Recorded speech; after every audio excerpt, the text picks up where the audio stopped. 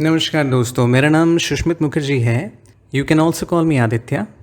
आज हम बात करेंगे ज़ोमैटो आईपीओ के बारे में। जी हाँ, ज़ोमैटो हम में से बहुत लोग यूज़ भी करते होंगे, तो जाहिर सी बात है कि हम लोग इस आईपीओ के बारे में काफ़ी ज़्यादा एक्साइटेड हैं। अब सवाल ये आता है कि शुड वी इन्वेस्ट और नॉट। चलिए देखते हैं। वीडियो को अंत तक देखिए डिटेल जानकारी के लिए। ज़ोमैटो एक leading food delivery and allied services company है। इंडिया में सबसे बड़े दो कंपनीज में से एक ज़ोमैटो है और इनका मार्केट शेयर लगभग 45 to 50% एस्टिमेटेड है। बहुत ज़्यादा तेज़ी से ये कंपनी ग्रो किया है और आगे भी कर सकता है, खास करके जब हम देखते हैं कि ये मार्केट ऑलमोस्ट एक डुओपॉली में कन्वर्ट हो चुका है। निश्चित तौर पे ज़ोमैटो ने इंडस्ट्री में डिसरप्शन क्रिएट किया है और अपनी जगह टॉप पे बनाने में ये सफल रहा है।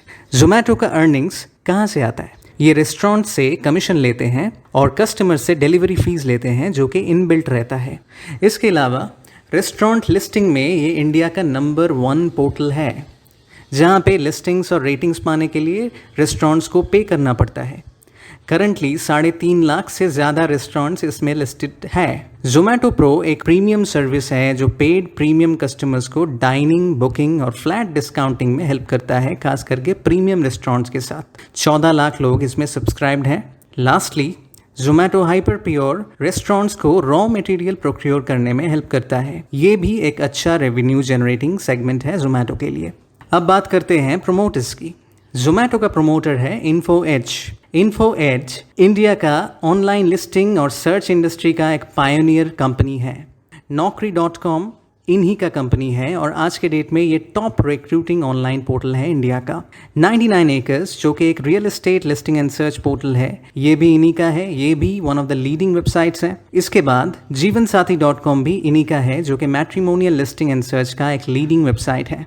ज़ोमैटो को इसके अलावा एंट फिनेंस का बहुत बड़ा बैकिंग मिलता है, जो कि जैक मा यानी अलीबाबा का ओनर है। अब बात करते हैं नंबर्स की। रेवेन्यू ग्रोथ अगर हम देखें तो फाइनेंशियल ईयर 2018 से लेके फाइनेंशियल ईयर 2020 तक ज़ोमैटो का रेवेन्यू 487 करोड़ से सीधा 2742 करोड़ हो चुका है, यानी 5 गुना से भी ज़्यादा बढ़ोतरी।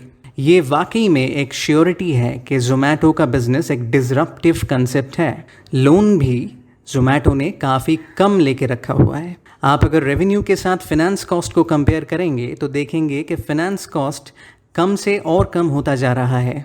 लास्ट रिपोर्ट तक ज़ोमैटो का फिनेंस कॉस्ट उसके रेवेन्यू का सिर्फ 4% था। अब कुछ पॉइंट्स ऐसे हैं जो ज़ोमैटो के अगेंस्ट में जाता है, उनका भी चर्चा करेंगे। ज़ोमैटो का रेवेन्यू FY21 में बहुत घट गया है क्योंकि लॉकडाउन और रेस्टोरेंट्स का लो ओपनिंग्स रेवेन्यू को काफ़ी झटका पहुंचाया है। हालांकि उनके परफॉर्मेंस फिर से हिस्टोरिक हाइस को टच करने लगा है दिसंबर क्वार्टर से ही। ज़ोमैटो ने अब तक प्रॉफिट नहीं बनाया है और उसके लॉसेस आप अगर रेवेन्यू से कंपेयर करें तो काफ़ी ज़्यादा हैं। हेवी प्राइसिंग कंपटीशन का ये नतीजा है कि इस सेगमेंट में कोई भी कंपनी नहीं है जो लॉस नहीं बना रहा है। उनका स्ट्रैटेजी ये है कि लोगों को अच्छा एक्सपीरियंस देंगे, उनका लॉयल्टी अर्न करेंगे, उनका हैबिट पैटर्न्स चेंज करेंगे और इसके ज़रिए अपना कॉस्ट एफिशिएंसी और प्रॉफिटेबिलिटी बनाएंगे धीरे धीरे। कोई जल्दी नहीं है। इतना लॉसेस का कारण क्या है? ज़ोमैटो का एक्सपेंसेस मेन रीज़न है उनके लॉसेस का। ज़ोमैटो का 4 मेन एक्सपेंसेस हैं। एक है उनका एम्प्लॉय टीम जो पूरा काम संभालते हैं। दूसरा है उनका एड्स एंड प्रमोशंस जो कस्टमर बेस बढ़ाने में और ब्रांड रिटेंशन के लिए ज़रूरी होता है। तीसरा है उनका IT इंफ्रास्ट्रक्चर जो कस्टमर को एक फ्लॉलेस और स्मूथ एक्सपीरियंस देने के लिए महत्वपूर्ण होता है। और चौथा है उनका पूरा डिलीवरी और रेस्टोरेंट नेटवर्क अपकीप। इनका डिलीवरी मैन पावर 2 लाख के करीब है, जिनका per day estimated cost per head 400 रुपये के आसपास है। जैसे वॉल्यूम्स और बढ़ेंगे इनको मैन पावर ऐड करते रहना पड़ेगा, क्योंकि डिलीवरी पर्सन एवरेज में 8 से 10 डिलीवरी दिन का कर सकता है। ये सब जो एक्सपेंसेस हैं जो मैंने बताया है, ये मोर और लेस इंडिस्पेंसिबल है, मतलब इनको ज़्यादा कॉम्प्रोमाइज़ नहीं किया जा सकता है, वरना बिजनेस को हार्म हो सकता है। और इसके ऊपर कंपटीशन एक दूसरे को पुश कर रहा है नेगेटिव प्राइसिंग टैक्टिक्स से, इसलिए ज़ोमैटो को ब्रेक इवन पहुंचने में दिक्कत हो रहा है। अगर नियर फ्यूचर में ज़ोमैटो प्रॉफिटेबल हो जाता है तो वो बहुत बड़ा अचीवमेंट होगा। मैंने अभी जो पॉइंट्स डिस्कस किया था वो एक चार्ट पे मैं यहाँ पे शो कर रहा हूँ। आप देख सकते हैं ये parameters, employees, ads, server and IT, outsourcing, सब मिला के कॉस्टिंग रेवेन्यू से भी ज़्यादा हो जाता है बहुत बार। और ये पूरा कॉस्ट नहीं है, इसके साथ आप अगर पूरा कॉस्ट जोड़ेंगे तो सिचुएशन कुछ ऐसा होता है। आप देख सकते हैं यहाँ पे लॉसेस का फासला बहुत ज़्यादा है। तो अब आगे क्या फ्यूचर आउटलुक है? रेवेन्यू ग्रोथ बहुत तेज़ होने वाला है अनलेस लॉकडाउन आड़े आ जाता है टेम्पोरेरली, मगर any which ways mid to long term में रेवेन्यू बहुत तेज़ी से बढ़ सकता है। ब्रांड पुल काफ़ी अच्छा है ज़ोमैटो का। ज़ोमैटो एक तरीके का वैल्यू चेन कवरेज करता है, starting from restaurant listing, raw material procurement, right up to delivery of cooked food to customer. पूरा वैल्यू चेन ज़ोमैटो कर लेता है। पर आगे भी हमें नेगेटिव अर्निंग्स दिख सकता है, बल्कि इस आईपीओ का एक मेन रोल रहेगा कि ये जो कैश बर्न हो रहा है इसको ऑफसेट करना। और लकीली ये आईपीओ से जो कैश एस्टिमेटेड है वो अराउंड 8,250 करोड़ है। ये ज़ोमैटो को अगले 3 साल के लिए कैश बर्न आराम से ऑफसेट करने में हेल्प करेगा। कंपनी का इक्विटी 6,500 करोड़ है, मगर उसका वैल्यूएशन आज के डेट में एस्टिमेटेड है कि 50,000 करोड़ के आसपास आ सकता है। वैल्यूएशन इस हिसाब से हाई है, हालांकि जो पोटेंशियल है इस बिज़नेस का वो यूनिक और डिसरप्टिव है। लास्टली हम कंपटीशन के बारे में बात करेंगे। सबसे बड़ा कंपटीशन हम सभी को पता है कि स्विगी है। इनका मार्केट शेयर दोनों का लगभग सेम है और दोनों मिला के 90% मार्केट को केटर करते हैं। It's almost a duopoly.